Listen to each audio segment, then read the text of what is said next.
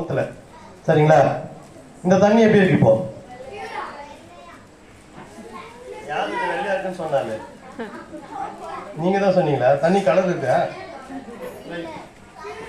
சரி, சுத்தமா இருக்கு. இந்த தண்ணி எப்படி இருக்கு? இந்த தண்ணி அசுத்தமா இருக்கு. இந்த தண்ணி எப்படி இருக்கு? சரி, கடவுள் மனிதனை படைக்கும் போது அவனுடைய இருதயம் இப்படி இருந்துச்சா இப்படி இருந்துச்சா? எப்படி? சுத்தமா இருந்துச்சு. அழுக்கா என்ன செய்யல? இல்ல. ஆனா இப்ப நம்ம இருதயம் எப்படி இருக்கு யோசிச்சு பாருங்க. எல்லாரும் அவங்க மனசாட்சியின் படி உட்கார்ந்துட்டு இருக்கிற ஒவ்வொருத்தரும் யோசிச்சு பாருங்க. கடவுளுக்கு இதுக்கும் சம்பந்தப்படுத்தவே வேண்டாம். கடவுள் உங்க இருதயத்தை சுத்தமா தான் படைச்சார். முதல் மனிதன் ஆகிய ஆதாம் ஏவாளுடைய இருதயம் எப்படி இருந்துச்சு? சுத்தமா இருந்துச்சு. ஆனா ஆதாம் ஏவாள் தேவ வார்த்தைக்கு கீழ்ப்படியாமல், கவனிங்க, பேசுங்க. நீங்க பேசி முடிச்சப்ப நான் பேசுறேன். அப்ப உட்காருங்க. நான் முன்னாடி சொன்ன மாதிரி தான், நீங்க அமைதியா சீக்கிரமா முடிச்சிருவேன். நான் ஒரு சில நிமிஷத்தை நான் முடிச்சிருவேன். 1 or 2 minutes தான். அதுக்கு மேல நான் கண்டிப்பா டைம் எடுக்க மாட்டேன். ஏன்னா உங்க டைம் நான் வேஸ்ட் பண்ண விரும்பல. இன்னும் உங்களுக்கு ப்ரோக்ராம்லாம் இருக்கு. சரிங்களா? கவனிங்க. அப்ப ஆதாம் ஏவாள் இருதயம் சுத்தமா தான் இருந்துச்சு. கடவுள் நோக்கம் மனிதனை தீட்டுப்படுத்துவது அல்ல. ஆனா மனிதனுடைய இருதயத்தை கெட்டு போனதா மாத்தத்துக்கு ஒருத்தர் இருக்கிறான். யாராவது? சாத்தான். ஏவாளை கேட்டவன் தான்.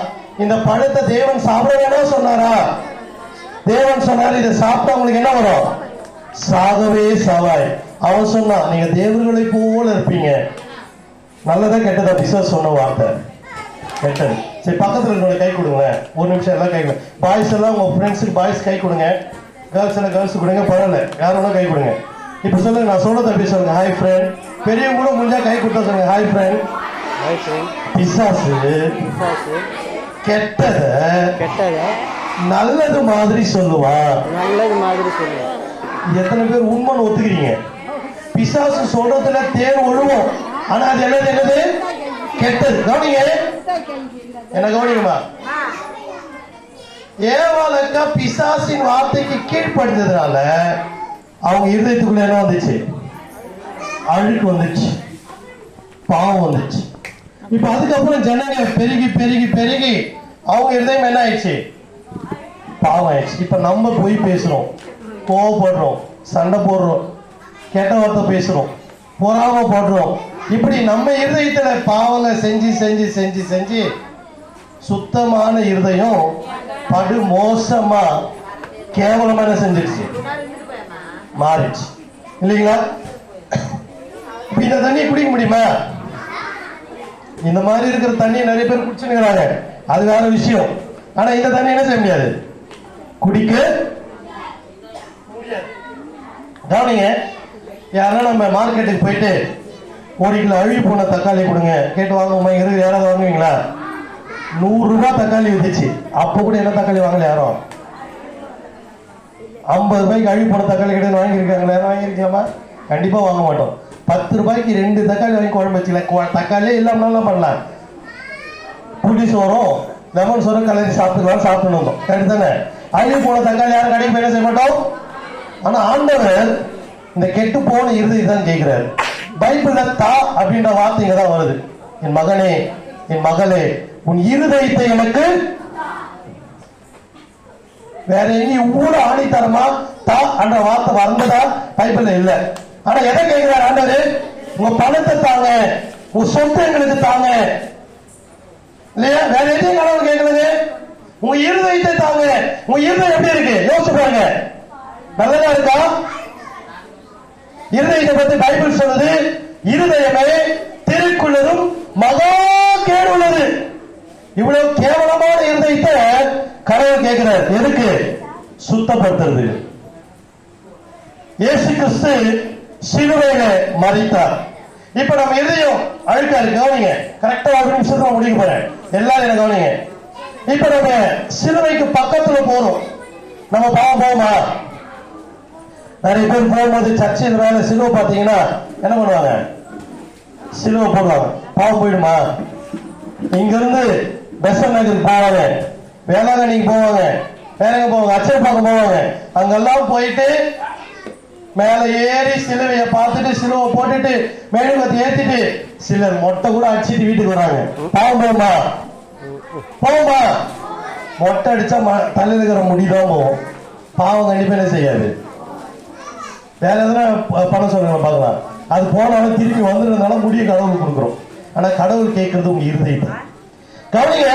சிலுவைக்கு பக்கத்துல போனாலும், சிலுவையை தேடி போய் சிலுவையை போட்டுக்கிட்டாலும், இல்ல சிலுவை பக்கத்துல இருக்கிற காணிக்கை பெட்டியில காணிக்கை செலுத்தினாலும் என் பாவம் போகாது.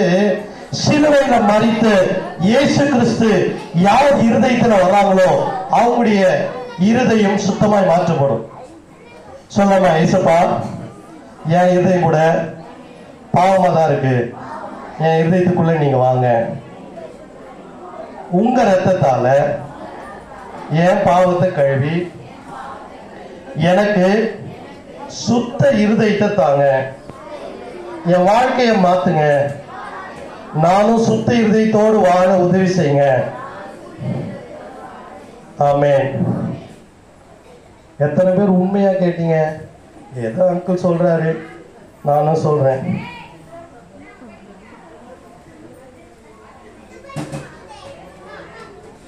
மாறுமா மாறுமா, நம்புறீங்களா?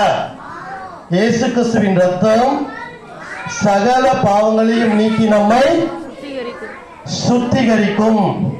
உண்மையா ஆண்டவருடைய வார்த்தையை விசுவாசித்தா நம்ம வாழ்க்கை என்ன செய்யும்? மாறுமா மாறுமா. எத்தனை பேருக்கு உங்க இருதயத்தில் இருக்கிற அழுக்கெல்லாம் வெளியே போட ஆசைப்படுறீங்க? மாறிச்சா? கவனிங்க கவனிங்க, இது சாதாரண கட்டை தான், இதுல எதுவும் பெரிய மேஜிக் எல்லாம் கிடையாது. கவனிங்க, சிலுவை நல்லா கவனிங்க, நான் சொல்ற வார்த்தை கவனிங்க. சிலுவை ஒருவருடைய பாவத்தை போக்காது. என்னடா இது புதுசா ஒரு விஷயம் சொல்றாரு?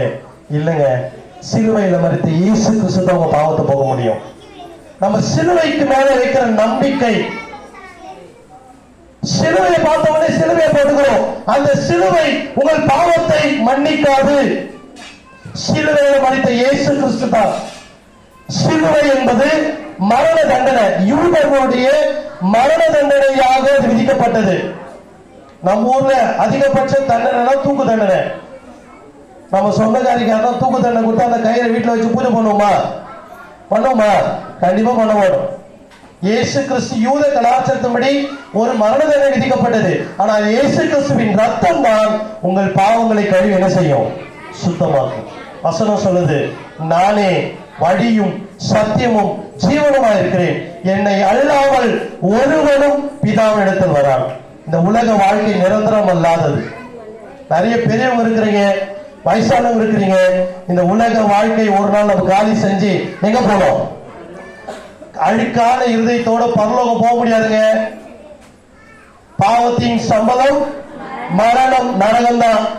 ஆனா சுத்த இருதயம் யாருக்குள்ள வந்துச்சோ, யார் ஒருத்தர் இயேசு கிறிஸ்துவின் ரத்தத்தினாலே இயேசுவை ஏற்றுக்கொண்டு அவங்க இருதயம் சுத்தமாக்கப்படுகிறதோ அவங்களுக்கு நிச்சய பரலோகம் உண்டு.